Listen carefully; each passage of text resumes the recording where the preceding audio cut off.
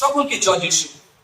আজকে যে বিষয় নিয়ে আমরা আলোচনা করতে চলেছি সেটা হচ্ছে ঈশ্বরের পবিত্রতা। যদি ঈশ্বরের সেই পবিত্রতা আমরা বর্তমান সময়ে একবিংশ শতাব্দীর তৃতীয় দশকে আমরা প্রবেশ করেছি, এবং সেই তৃতীয় দশকের মধ্যে আমরা দেখতে পাচ্ছি পবিত্রতাকে সব থেকে আমরা হালকাভাবে নিচ্ছি। জীবনের প্রত্যেকটি ক্ষেত্রে আমরা দেখতে পাচ্ছি যেন পবিত্রতা আমাদের জীবন থেকে হারিয়ে যাচ্ছে। মন্ডলীর যারা যুব সম্প্রদায়, তাদের জীবনেও আমরা দেখতে পাচ্ছি পবিত্রতা যেন হারিয়ে যাচ্ছে। তাদের জীবন যাপনের মধ্য দিয়ে, কথাবার্তার মধ্য দিয়ে পবিত্রতা যেন কর্পূরের মতো উবে যাচ্ছে। আজকে ঈশ্বর আমাদের স্মরণ করিয়ে দিতে চাইছেন যে আমাদের জীবনে যেন পবিত্রতা ফিরে আসে। কারণ প্রথম পিতর তার 1:16 তিনি বলছেন, তোমরা পবিত্র হও কারণ আমি পবিত্র।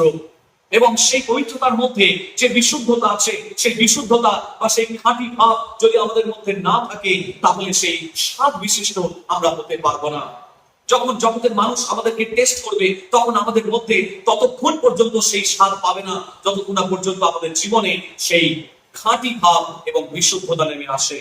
প্রিয় ভাই বোন, ঈশ্বর আমাদের জীবনের মধ্যে সেই বিশুদ্ধ ভাব তিনি জেগে তুলতে চাইছেন। আমাদের জীবনে সেই বিশুদ্ধ ভাব যেন আমরা ঈশ্বরের কাছ থেকে লাভ করি, ঈশ্বরের ভয় যেন আমাদের মধ্যে থাকে এবং সেই বিশুদ্ধতা যেন থাকে। যেমন ভাবে টাটা সল্ট এবং টাটা নুন বলে যে 100% বিশুদ্ধতার মধ্যেই 100% স্বাদ পাওয়া যায়।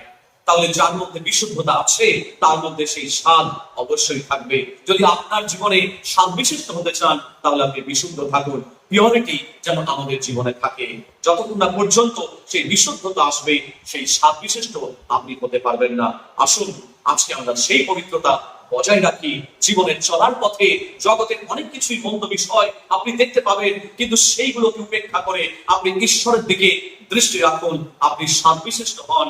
ঈশ্বর আপনাকে আশীর্বাদ করুন এবং ব্যবহার করুন। জয় যিশু।